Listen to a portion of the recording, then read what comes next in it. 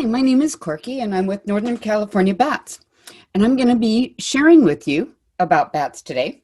And I have brought along a Mexican free-tailed bat also that I'm going to be sharing with you. But I do want to talk just a little bit about these amazing animals before I show you the bat. So I'm going to share my screen so that we can talk a little bit about them. So first of all, I am, like I said, with Northern California Bats, and we do wildlife rescue. So we're taking in bats that people find when they're injured, and we try to help them to recover and return to the wild. But sometimes I have a bat that has a permanent injury, and those bats stay with us and help us to teach people. And you know, bats are pretty amazing because they fly. And they fly with their hands and their arms, much like a person swims the butterfly stroke. So if we look at this bat, we can see it has a thumb and fingers. And they fly moving their arms, much like that. All right. So let's meet the Mexican free-tailed bat. So I'm going to stop my share, and I'm going to switch cameras here so that I can show you the bat up close.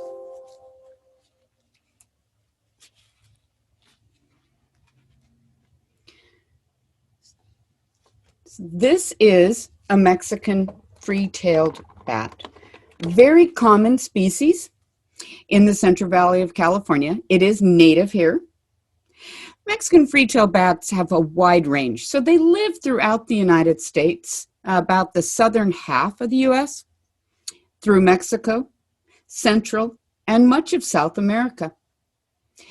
And I like to call them the extreme bat because everything they do in the extreme.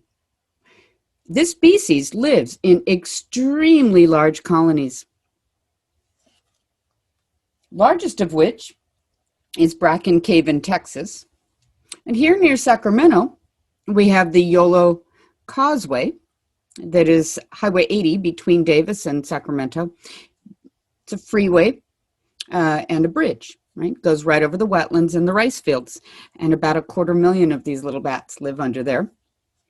They have round ears, and their ears come together in the center and almost touch. And that's one of several adaptations for speed. Here's the thumb, like I was talking about with their hands, flying with their hand wings. She was injured by a cat, so this wing over here doesn't work properly. I'm going to show you her other wing, though. It is long and narrow. Oops. And long, narrow wings, fast flight. Oop. Short fur. And you can see maybe why people might have thought that they were related to mice. But bats are not related to the rodents. They're in a group of animals of their own. And they're closer to the carnivores, your dogs and cats, than they are to the rodents. And let's see the rest of this bat's name. Mexican free-tailed, and that's F-R-E-E. And there's the tail, right? So they have this long tail that sticks out. Now, our bats, and most bats in the world, have a tail, but for most of them, the skin goes from the ankle to the tip of the tail and back around to the other ankle, with the tail supporting that membrane. But for the free-tailed bat, they can scoot that skin up and down the tail. So they can stretch it out and use it like other bats. They can use it to capture an insect. They can use it as a rudder while they're flying. But they can also tuck it up and get it out of the way, so they don't have a big parachute dragging behind them, slowing them down if they decide to go fast. Can also see that they have little hairs on their toes. Those are whiskers. Okay. Much like cats have a whisker, this bat has whiskers on its feet for feeling where they're going. When they back up into a crack or crevice, feeling subtle changes in the way air moves. Again, an adaptation for speed. This is the fastest mammal on Earth. Mexican free-tailed bat. Fastest mammal on Earth. And you might have thought a cheetah was the fastest.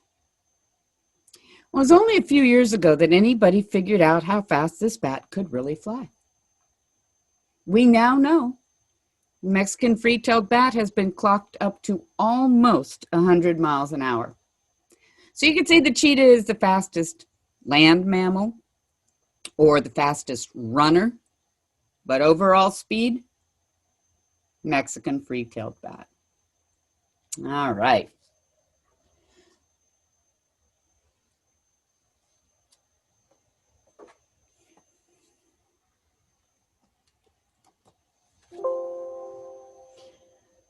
Small, right? It's a small bat. You can't see really how large it is in my camera when I'm using the webcam, but it's a very small bat.